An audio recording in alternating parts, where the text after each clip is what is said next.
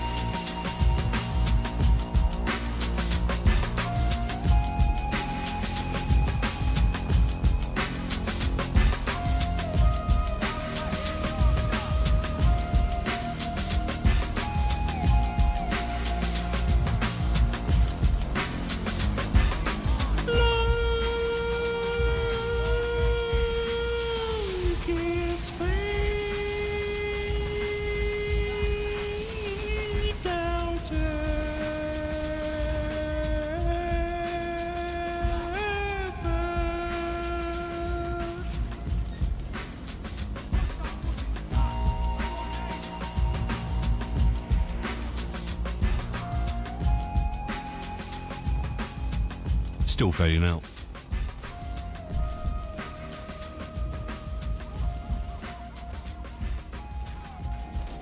I think it has got one of the longest fade outs ever, actually, thinking about it. But that is Last Ninja, the level 2 over the Palace Gardens loader, and it was kind of requested by Sir Barnabas Triton, but we should have had a little bit of a conversation off air to see what. But I think the one that you wanted, Kate, isn't yours kind of more of a wind down tune? Oh, it could be. Very, very well guessed, young man. Very well guessed. Yes, so I was thinking maybe we can play that as a wind down. That's fine by me. I'll allow it. Excellent. Good. Super duper.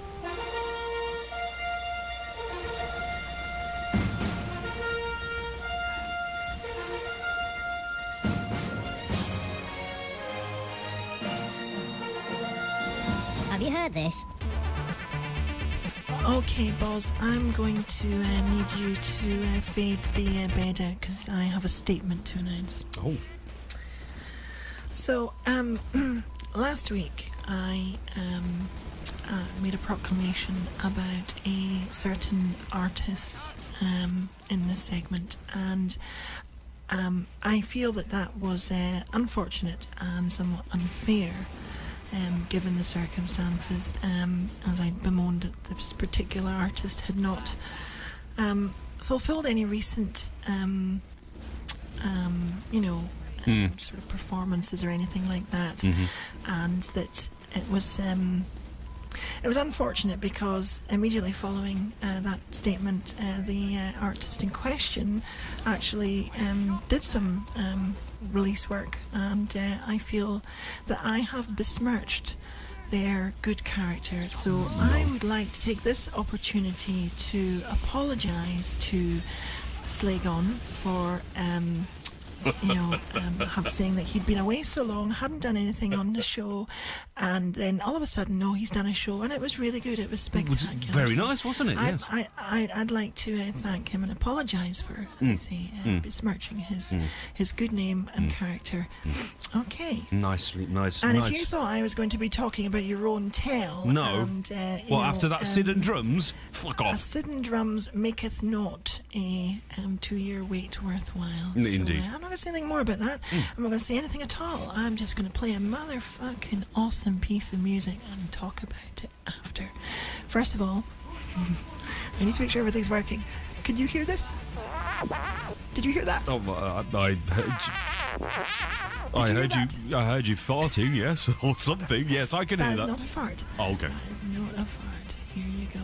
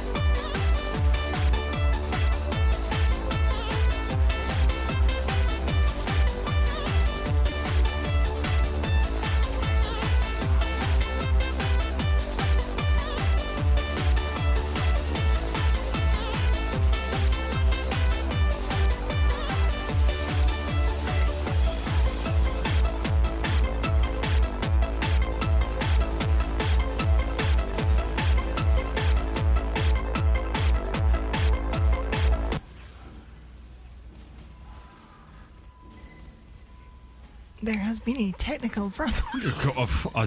Wow. Boss fade. There's a lesson to be learned here. God damn it. What the fuck? Flame, the flame, the flame. Flame, the flame, flame, the flame. It was about there, and...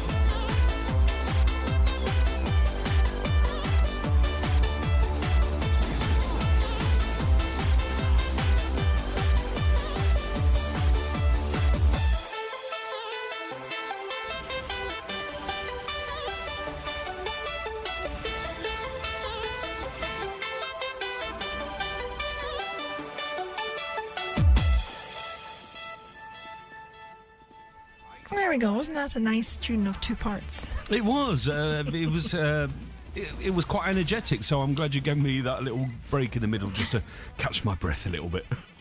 Before tuning on to let's try and drag this in there. Is it Uh-oh. going to break again? It did. It breaks. It doesn't like that file. Oh my goodness. Fuck me. I have to think of something else again. Christ.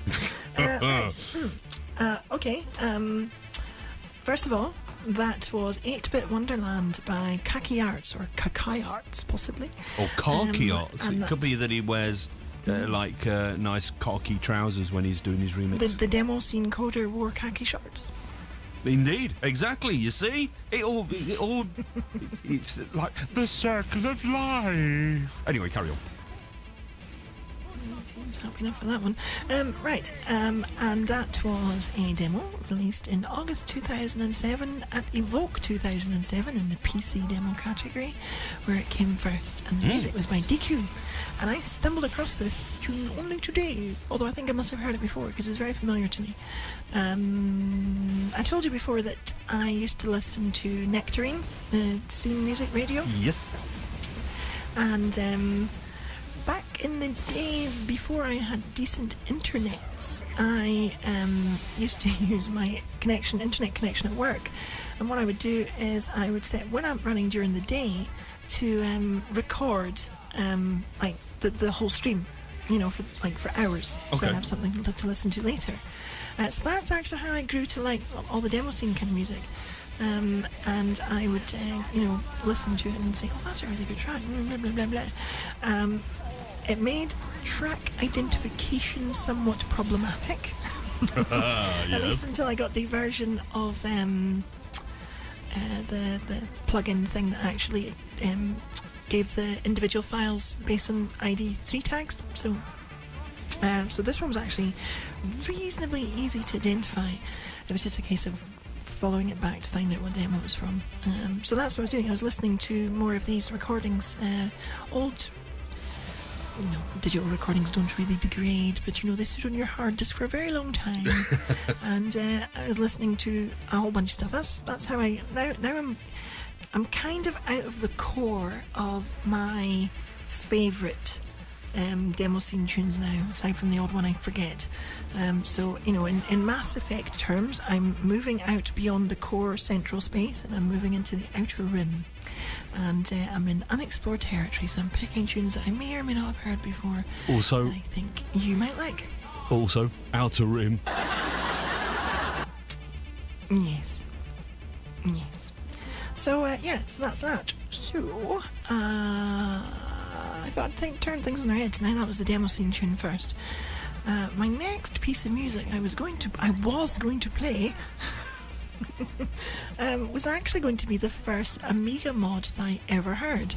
Well, that's not strictly speaking true. The very first Amiga mod I ever heard, I cannot find it. I know what it sounds like in my head. Unfortunately, I don't have Shazam or whatever it is.